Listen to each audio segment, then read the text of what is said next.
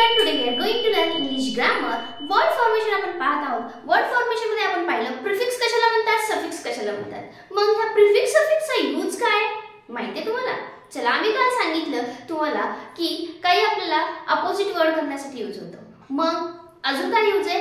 अजून आपल्याला ऍडजेक्टिव्ह कसे फॉर्म करायचे नाउन पासून किंवा वर्ब पासून ऍडजेक्टिव्ह फॉर्म करण्यासाठी सुद्धा या प्रिफिक्स सफिक्सचा उपयोग होतो. मग प्रिफिक्स मॅक्सिमम न लावता सफिक्स लावता आपल्याला काय भेटणार? ऍडजेक्टिव्ह भेटणार आहे.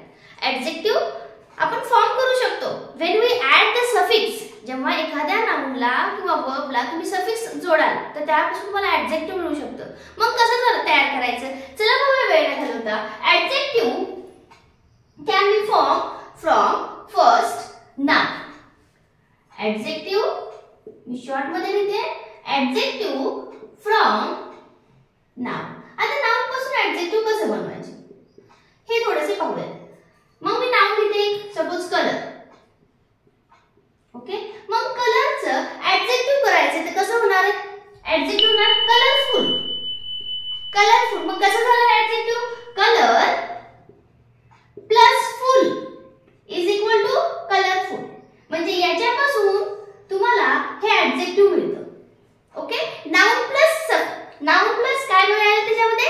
सफिक्स. कारण हे शेवटला जुळलंय म्हणून याला सफिक्स म्हणायचं. जर फर्स्ट आलं असतं तर आपण प्रिफिक्स म्हणलं असतं, पण हे शेवटला आले म्हणून आपल्याला सफिक्स ऍड केल्यावर आपल्याला नाउनला जर सफिक्स ऍड केलं तर आपल्याला ऍडजेक्टिव्ह मिळू शकतं. ते कसं हे सांगते. नाउ नेक्स्ट सपोज अजून एखादं एक्झाम्पल घेऊया. पेस्टिजेन. त्याला काय करूया? OUS सफिक्स लावूया. मग आपल्याला ऍडजेक्टिव्ह मिळतं. कसं? प्रेस्टिजियस. काय भेटणार आहे आपल्याला? प्रेस्टिजियस. म्हणजे याला हे ऍड झालं आणि एक प्रकारचं ऍडजेक्टिव्ह फॉर्म झालं आणि ते आपल्याला समजून येतं. सपोज अजून नेक्स्ट केअर. केअर प्लस लेस जर केलं तर काय होणार आहे? केअरलेस. झाला ऍडजेक्टिव्ह तयार. ओके, नेक्स्ट अजून काय ऍडजेक्टिव्ह आपल्याला माहित असेल तर ऍडजेक्टिव्ह तयार करायचं असेल तर नाउन तुम्ही घ्या आणि त्याला काहीतरी सफिक्स जोडा. आपण एखादं घेतलं तर ऑपरेशन घेऊया. ऑपरेशन. ओके, ऑपरेशन घेतला तर याच्यामध्ये ऑपरेशनल होतो ऍडजेक्टिव्ह. मग ह्याला काय जोडायला लागेल? AL फक्त. काय ऍड करायचं? सफिक्स. हा सफिक्स आहे जो लास्टला ऍड होणार आहे. मग इथे काय होणार आहे? ऑपरेशनल. फक्त शेवटला AL झालं. म्हणजे अशा प्रकारचे ऍडजेक्टिव्ह फ्रॉम नाउन पासून तुम्ही तयार करू शकता.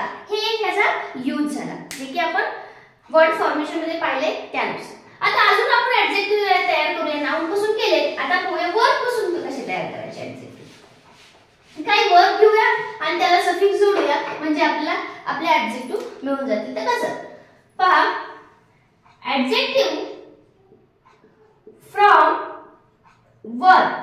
Adjective from verb. इथं वर्ब घेतलं प्लस एबल लिहिलं म्हणजे आपण सफिक्स त्याच्यामध्ये ऍड करायला काय करायचं? आपण वर्ब मध्ये एबल ऍड केलं तिथे काय होणार आहे? वर्केबल. हे एक प्रकारचं आपल्याला ऍडजेक्टिव्ह मिळून जाईल. म्हणजे हे वर्ब काय? वर्ब आहे. वर्ब प्लस एबल आलं तर वर्केबल झालं. सपोज नेक्स्ट घेऊया इमॅजिन. इमॅजिन प्लस ऍड केलं तर इमॅजिनरी तयार होतो. ओके, कुठला ऍडजेक्टिव्ह तयार होतोय? इमॅजिनरी. ओके, अशा प्रकारे तुम्ही एखाद्या वर्बला सफिक्स लावून ऍडजेक्टिव्ह तयार करू शकता. अजून एखादे घ्यायचं असेल तर एक्झाम्पल इम्प्रेस प्लस IVE.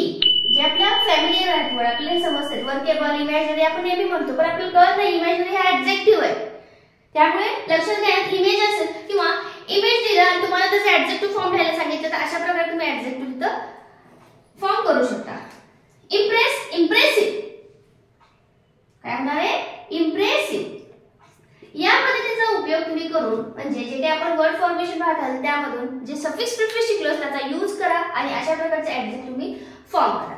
आता परत ऍडजेक्टिव्ह फ्रॉम अदर ऍडजेक्टिव्हज. ओके, आपण वर्ब पासून पाहिले, आता पाहूया ऍडजेक्टिव्ह फ्रॉम अदर ऍडजेक्टिव्ह. जसं की for example from other adjective. Okay. White, पहा व्हाईट पांढरा विशेषण आहे. मग त्याला अजून एक करूया, अजून विशेष करायचं व्हाईटिश होतं. काय होतं? व्हाईटिश. परत एल्डर प्लस ह्याला एलवाय जर ऍड केलं तर एल्डरली होतं. काय होणार आहे?